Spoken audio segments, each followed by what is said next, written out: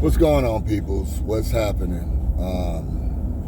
What I want to do is first give honor and shots out to the one that allows me to be here, allows me to be able to breathe, allow for me to be able to sit here and have this conversation with you all.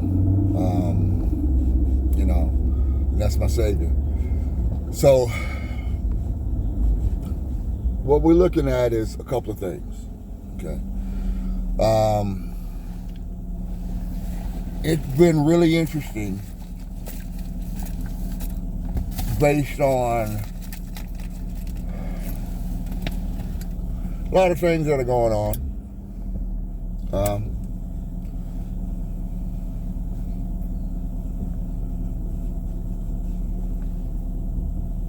Excuse me while I light up.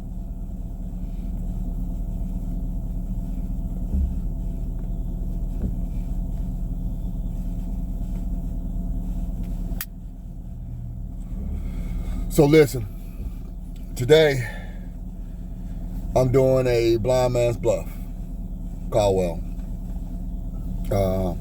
If you haven't had one, what do I always say? You need to try it.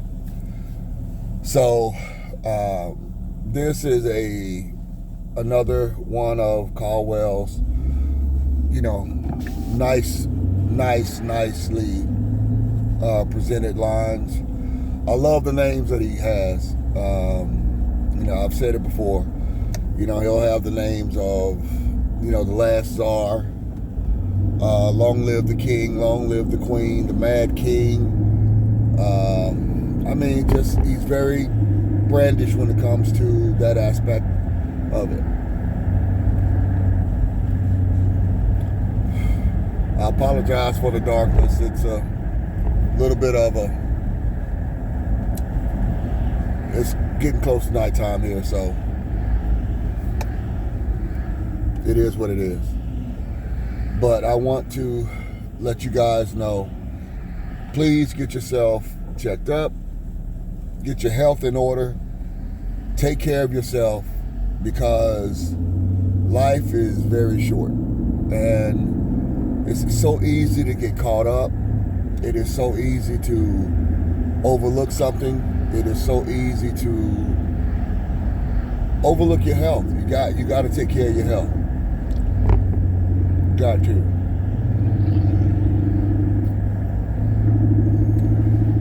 This is really good cigar. Really good cigar.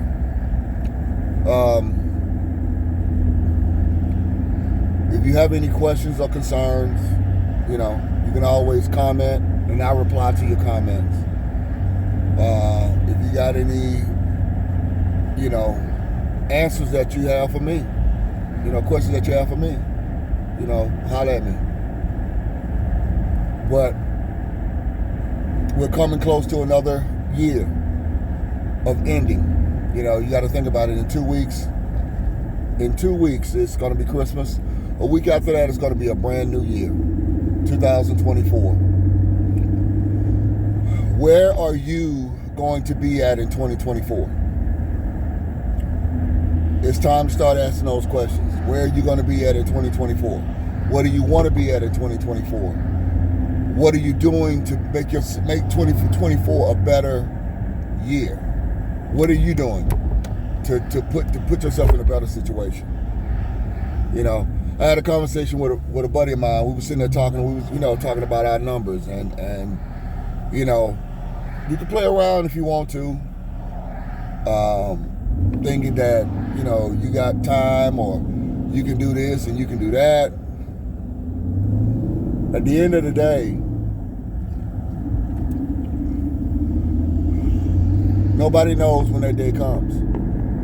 Nobody knows when we are going to be in a situation whereas something happens to us and we have to go to the hospital, stop working. Are you ready, or are you in a position right now to call it quits? There's a large percentage of us that are not. We can walk around here and we can play that we got it like this and we got it like that. But everybody's going to have a day. Everyone is going to have a day. And please excuse this, but you can go out there and try to F up some money, whatever the situation may do, travel, do all this kind of stuff. If it's not in you, it's not in you. But I will say this. You need to get it ready. You need to get ready for it. Because if not,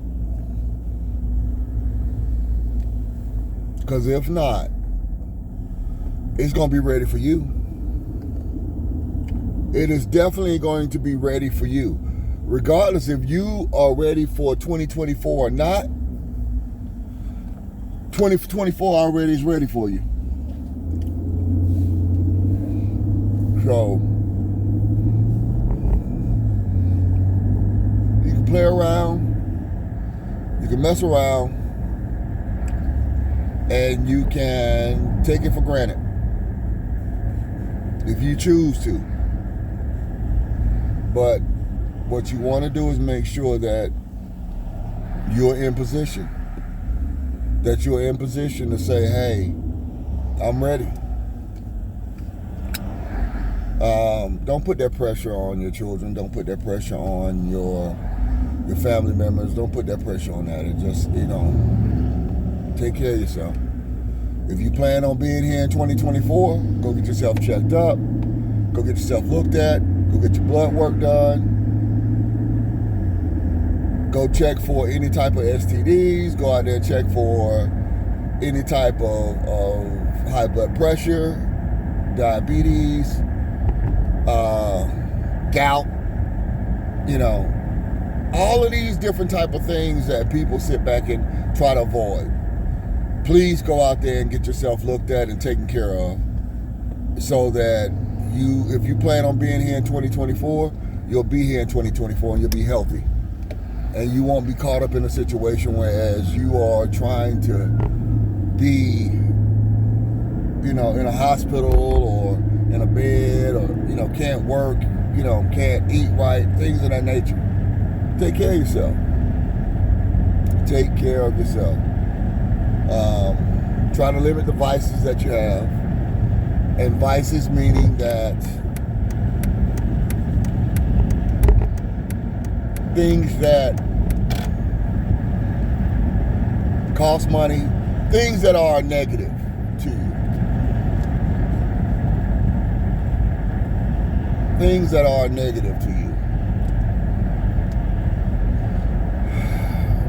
So you go from there. If it's a negative towards you, do I need to be doing it?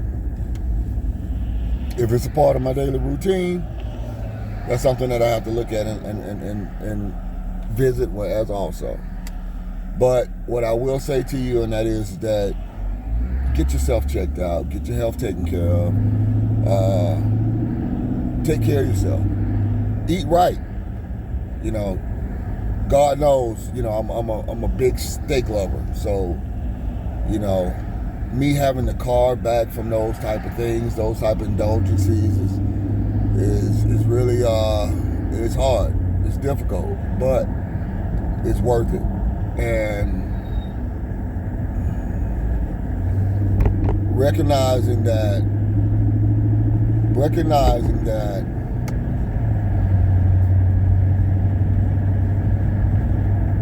I have to,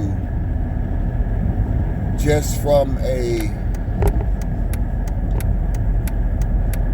health standpoint, me having a better lifestyle, one day if my children ever decided to have children, me being able to be a part of my grandchildren's life, those type of things, those are things that are important to me. Being able to spend time with people that I love, and people that want to be around me. A lot of times we force ourselves around people and we force ourselves with people, and sometimes it's just not that way. It doesn't matter how you look at it. how you try to phrase it out, it's just not gonna work. It is what it is.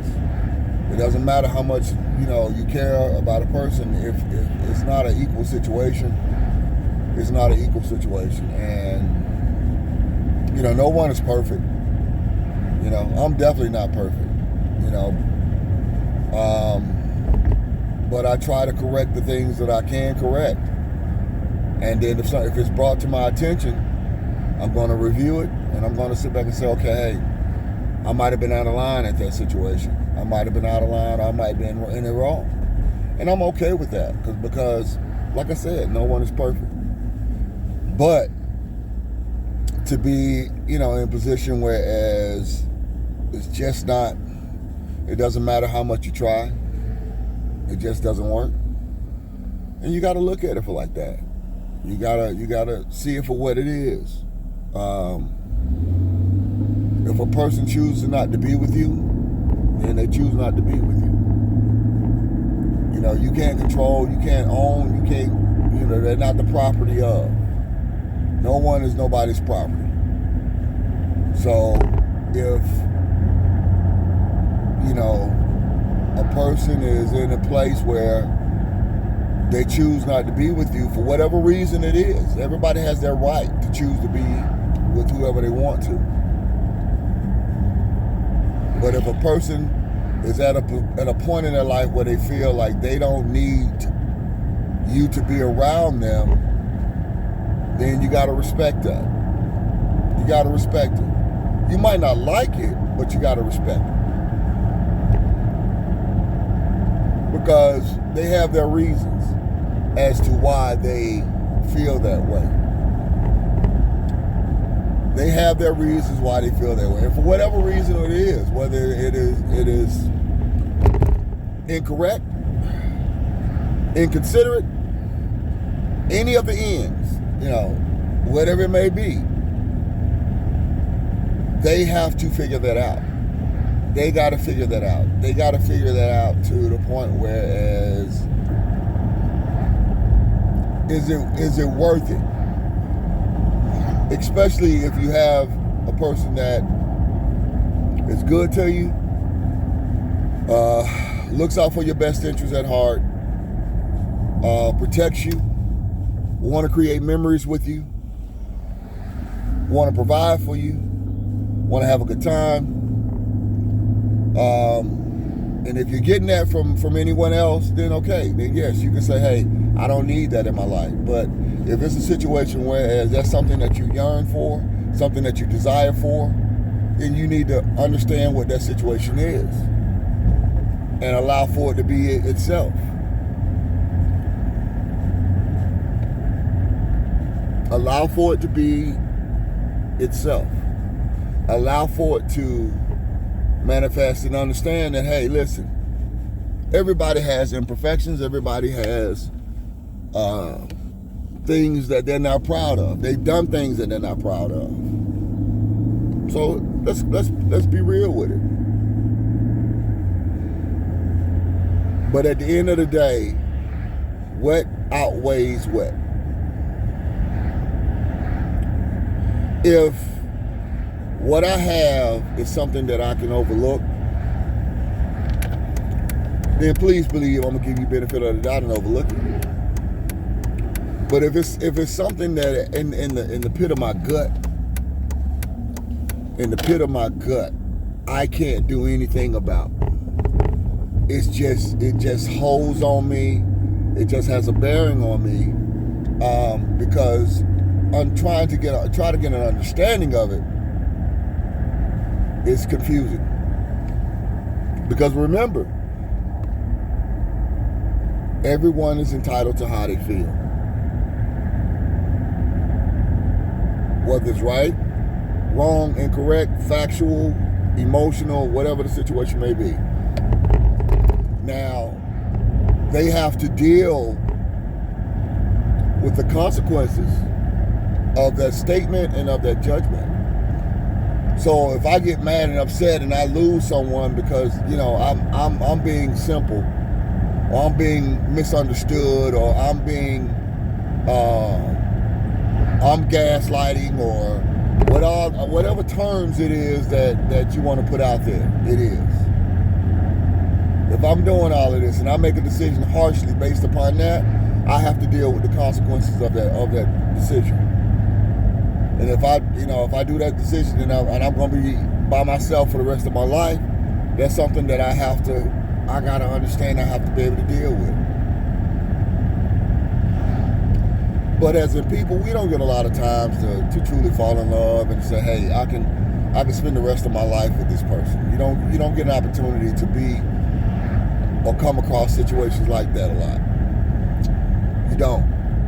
And especially, I can just speak for my age group. My age group is, you come across a situation where you meet someone and they not, y'all are vibing. You got to make sure that you understand that you outweigh and you do the scale. Which one is more balanced for you? Is this something that I can get over? Is this something that I can't deal with? And if I can't deal with it, then I'm gonna be honest with myself. Hey, I can't deal with it.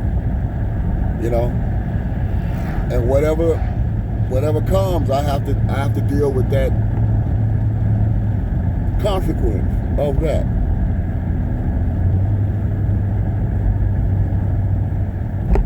I have to deal with that consequence.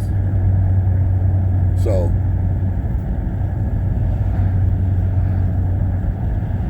I want you guys, hey, listen, it's a little, it's a little too dark. I'm doing this thing here on the wrong thing.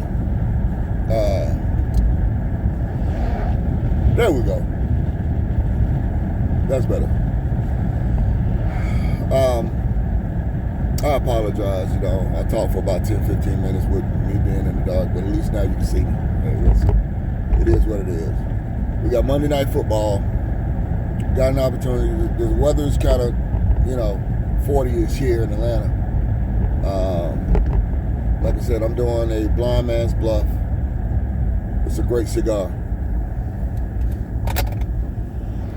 And yes, I do have bad cigars. I've tried bad cigars. I know a lot of times people, when it comes down to them doing reviews or they talk about cigars, they're gonna say always, "Oh man, it's a great cigar. I know this, and that, and that." And then you start to question: Do you really have are you gonna give a bad rating on the cigar? There are some cigars that I have tried that it's just not for me. It could be for someone else, but it's just not for me.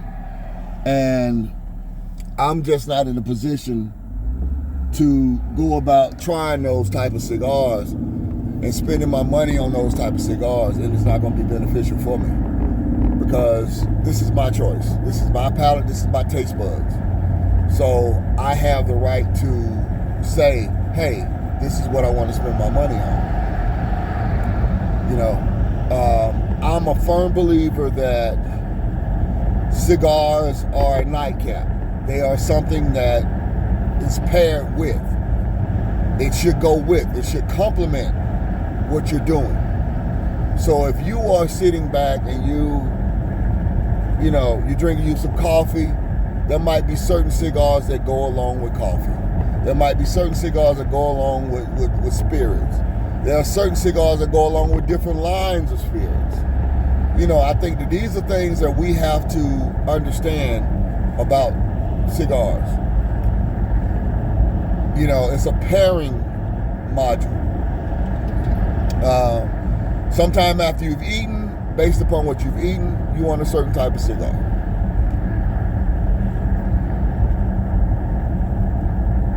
So saying that would mean that some of the things that you eat is going to dictate what type of cigar that I would smoke. That's why I've never been a fan of a person saying that they only smoke one style, one brand. Because if you're really not doing yourself a favor or anything by saying that you only smoke one brand of cigar. It's too many brands out there for you to sit back and say, hey, this is what so you mean for breakfast, lunch, and dinner, this is the only thing that I want every day. No. But hey, if that's what you choose to have, that's what you choose to have. For me personally, I got to have a little bit more variation. And I think most cigar people would concur on that.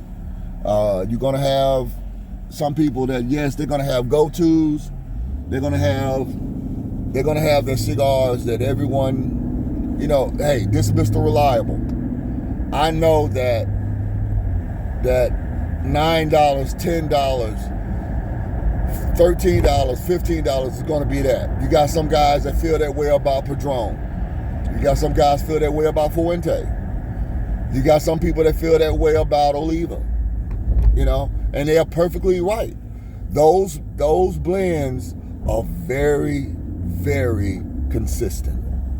They will give you the same smoke. It doesn't matter if you try one this year, next year, 2 years from now, 5 years from now. A Padron 26 is going to taste the same. A Padron 45th is going to taste the same. A Fuente Double Chateau is going to taste the same. Even the stuff that they do for Diamond Crown. I mean, if you're doing a Diamond Crown or you're doing a Julius Caesar, which that is one of my top 10 cigars. The Julius Caesar, I love it. If you're doing one of those, it's going to taste the same. And that's, those are going to be the guys who have their own farms. Because with consistency comes with growth. If you know how to plant that seed, harvest that seed, you're going to come up with a formula. So that's what's going to give you your consistency. The thing that you do every day, the same thing every day. So now you got boutiques. And one of the issues that you have with boutiques is consistency. Because some of your boutiques, they buy pallets or belts of leaves, and then they have someone come in and they'll put their cigars together, and then they'll try to put it on the market. But see, what you have to look at is that sometimes you can put something on the market and it's not ready, and it's green. It's what cigar people it's a green cigar, meaning that it's not ready. When they say, hey, a cigar is green, I should have let it sit in my humidor for a minute, that's what they're saying. But most of your tobacco companies harvest and they age their product. Because within the first year, that's where you're going to get a lot of your strength at. Your strength is going to come within the first year of your product line. And at that point, you get too much inconsistency. You get too much inconsistency when you got a product that you've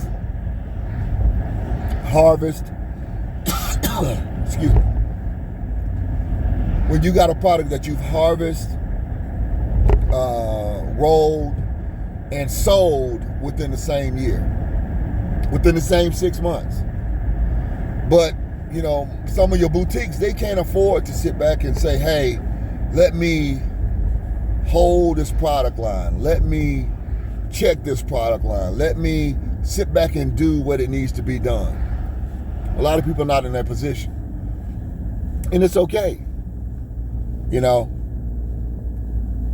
But I've had plenty of cigars where they were green. I've had plenty of cigars where they were just downright wasn't good. I have some cigars that produces saliva. You got some people that when they smoke a cigar, they got to have a spit cup. I mean, to each his own. And you just have some tobaccos that are like that. But that's why I've always said you got to create a journal. You got to create something that if you're sitting here spending your money on this product, you need to create something that you can know, hey, I don't like that. I like that. I like this with that. I had this with that. And that way, you can do it. And then if you need to talk about it or expound on it, or tell someone, say you come across, Mr. Patel, or you come across some of the people at Miami Family, or you're at an event and you come across and you're there with Sean from Cohiba. Then you can sit back and you can say, hey, I Enjoy your cigar because this is how it made me feel. This is the taste palace that I got from that cigar. And I guarantee you that representative of that company, that maker and manufacturer of that company is going to sit back and be like, you know what? This is the reason why I do it. I do it because of people like you. Someone who sits back and takes the time out to enjoy the presence of something that I grown from the dirt in my hand.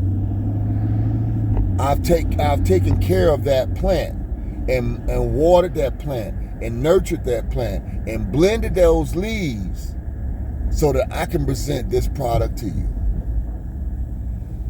I salute you. Smoke well, my friends. I hope you enjoyed this conversation. Like I said, comment, subscribe, like. Make sure you get out there and you see and you enjoy and make memories and create memories, man. Create them. Enjoy life. Life is short.